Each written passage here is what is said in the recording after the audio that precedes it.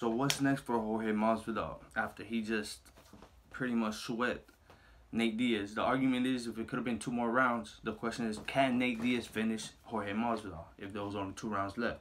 That's the only way he could have won the fight because flat out Jorge Masvidal won all 3 rounds and easily some of them were 10-8. So when you think about that, there was no way Nate Diaz was able to come back from being so behind unless he was able to finish Jorge Masvidal. But again, I feel like the chances were way more higher for Jorge winning the fight on the fact that he was beating Nate Diaz everywhere they went. If you want to argue that McGregor and Nate Diaz started the same way, yes, but the way that Jorge Masvidal used his weapons everywhere, there was no chance Nate Diaz had.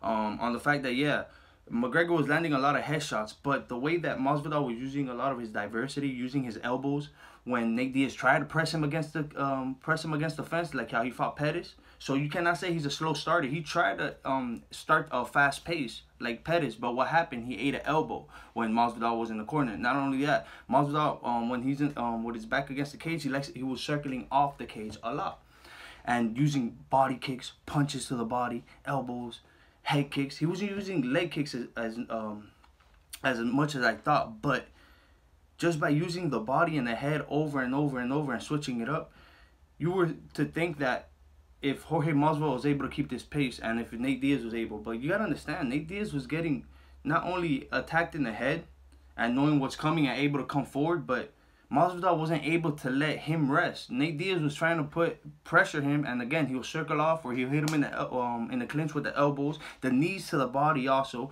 punches to the body, kicks to the body, and then while he was on the ground, he did not waste that time either. He was just hitting Nate Diaz in the body. So he was actually inflicting a lot of pain throughout the whole fight.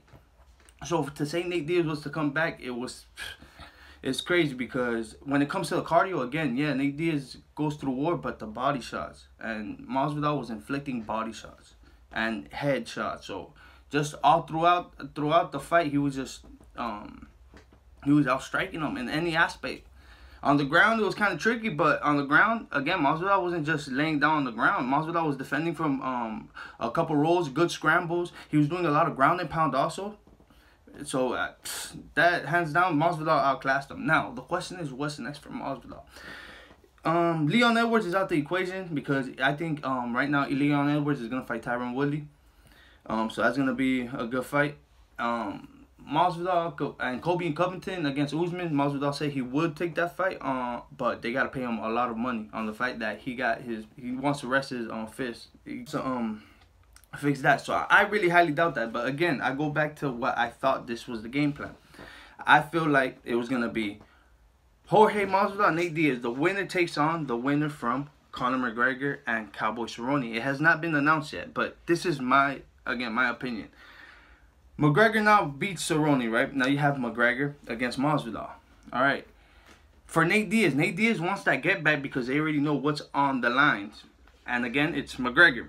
So he's going to have to go back in line because of the simple fact that he's going to take off some time. Because, again, if you've seen him before the fight, his eyebrow, before they even started fighting, it was already overlapping his eye almost. That's all from all the scar tissue he has, all the cartilage. So he's going to have to go under the surgery anyways. So, depending how McGregor finishes Cerrone, if it's a quick fight for McGregor, he could go back in the octagon quick. So they could make him face Masvidal.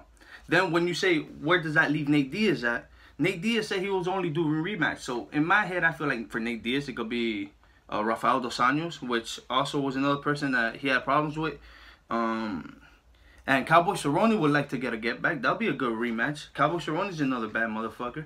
You put them, and Cowboy Cerrone pretty much was taking a beating against Nate Diaz. So that'll be a good comeback fight for Nate Diaz, and that'll be a good fight for Cerrone to come back to also. So that fight I would like to see. But again, back to Masvidal. Masvidal and McGregor, that's the only thing that makes sense. Masvidal could have enough time to rest, and then him against McGregor could be a huge fight. Conor McGregor said that he is going to come back January 18th. And Dana White said... Come back to what? To MMA, to the UFC. What do you mean, like fighting in the cage? Yeah. I don't know, man. That dude's been talking wild for a second. If he fights and gets a victory, and he wants this, and some of you motherfuckers are mean, man, because you know what the I'll do to that little dude, bro. I'll that little guy up, man. He's a Dana White, president of this company, said I'm too much man for him. I get it why people want to see him hurt for the stunts he's been pulling, but he don't want this. He's just talking so he can get his name out there. He was cheering for Nate. He wanted to run it back with Nate. You think he's at home seeing that fight saying, I want to fight that dude? That dude ain't. You see, he punches old people in the face because those are fights that he could win. He don't want this. Just lastly for me, Dana No, did kind of change. You know he doesn't want this. Dana and them might try to promote it. I don't even think Dana's going to promote that fight because that dude, you can't get that guy to sign the paper.